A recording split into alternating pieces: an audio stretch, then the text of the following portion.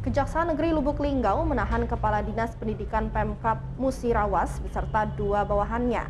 Ketiga tersangka ditahan dalam kasus tindak pidana korupsi pungutan dana penguatan kepala sekolah di Dinas Pendidikan tahun anggaran 2019 hingga negara mengalami kerugian sebesar 428 juta rupiah. Ketiga aparatur sipil negara, Irwan Effendi, Kepala Dinas Pendidikan Musirawas beserta dua bawahannya, Muhammad Rifai, mantan Kepala Bidang Pembinaan Guru dan Tenaga Kependidikan dan Rosa, staf administrasi ditahan di Kejaksaan Negeri Kota Lubuk Linggau setelah status ketiganya naik menjadi tersangka.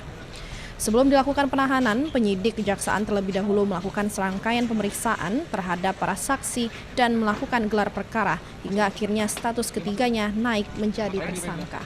Menggunakan kendaraan tahanan, ketiga tersangka kemudian dibawa ke Lembaga Pemasyarakatan Lubuk Linggau.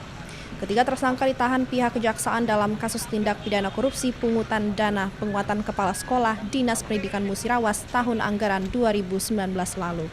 Berdasarkan hasil audit yang dilakukan Badan Pengawasan Keuangan dan Pembangunan, ditemukan kerugian negara sebesar 428 juta rupiah dalam kasus ini.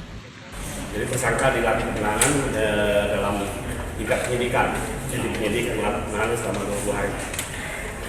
Perkara dugaan tindak pidana korupsi kegiatan penguatan kepala sekolah. Dari hasil audit Pak, berapa hasil kerugian dari BPKP itu ditemukan kerugian negara 428 juta 325 rupiah. Dari Lubuk Linggau, Amri Wijaya, iNews melaporkan.